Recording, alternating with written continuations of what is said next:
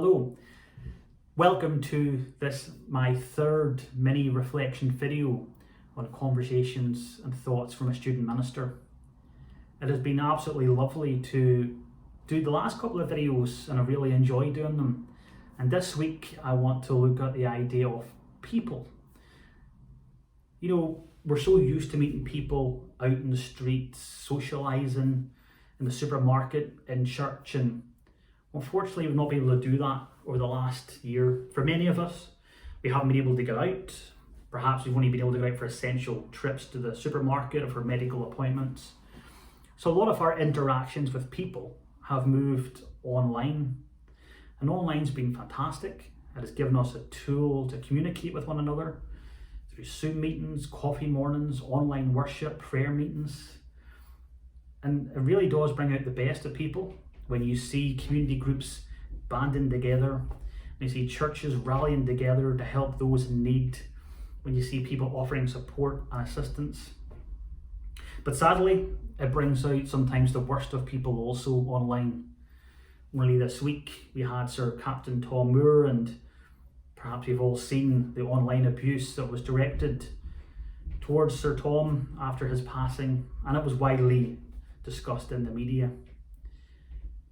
It really got me thinking, well, how did Jesus treat people? How did Jesus cope with people?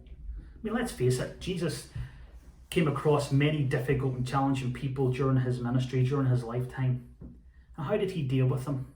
And I learned a couple of things this week that I just want to quickly share with you. He was always interested in finding common ground with people. He was never interested in divisions. He was always interested in finding some common element, some common ground that they could be on. And importantly, he knew when to walk away. And I think that's amazing. Jesus knew when to walk away. I think we could all learn from that. I certainly could learn from that. But he knew just when to turn his back and walk off or walk on. And I love how I learned that Jesus initiated conversations. He didn't always wait for somebody to come to him or people to come to him to talk. He initiated conversations. The Samaritan woman, for example, who he initiated a conversation with. And these conversations that he had with people took place, households, workplaces. Very few actually took place in religious settings, believably.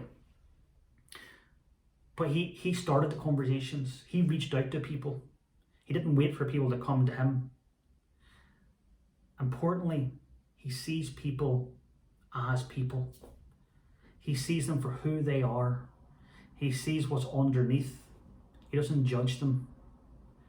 He doesn't see some faceless name behind a Facebook or Twitter page. He doesn't see somebody behind a screen. He sees that person. Maybe we forget that behind every Facebook post or Twitter post or whatever social media channel you're on, that they're people. There's people there with feelings and emotions. Maybe we forgot that as a society. Maybe we're too used to being online now that we've lost that knowledge that these are actually people on the other side.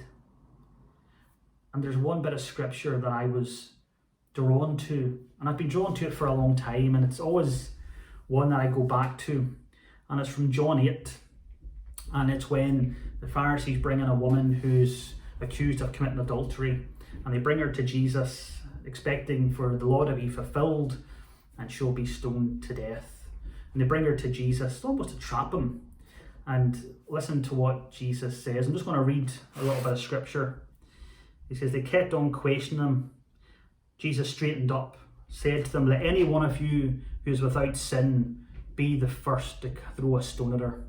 Again, he stooped down and wrote on the ground. I love that passage of scripture. It amazes me, and I always think, what did Jesus write on that ground? I would love to know what he wrote on that ground.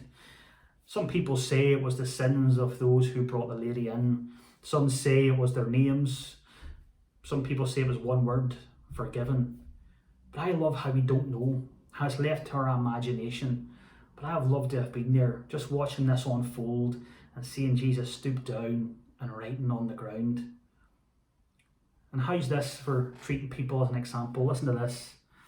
Those who heard began to go away, one at a time. The older ones first until only Jesus was left. The woman was standing there. He straightened up and he asks her, "Woman, where are they? Has no one condemned you?" "No one," she said. And I love this, "Neither do I condemn you." Jesus declared, "Go now and leave your life of sin." How's that for treating people? Beautiful.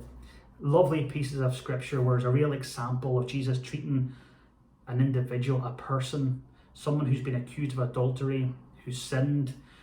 The lady's probably coming in thinking, this is it, I'm going to be stoned to death. But it's the reverse.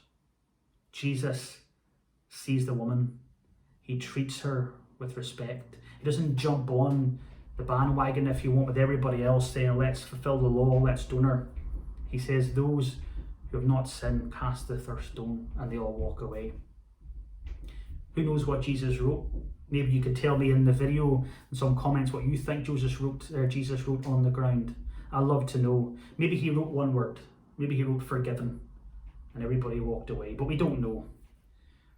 But friends, going forward this week, when we're dealing with people, let's be kinder and gentler. Not just on people, but on ourselves. We're living in very difficult and challenging times right now. We need to be kinder to ourselves. Jesus has given us an example of how to treat people. A clear blueprint, if you will, how to reach out to people, how to initiate conversations, how to know when to walk away, how to avoid getting into arguments with people, and how to just know that we see people as people. Friends, Jesus has given us the example.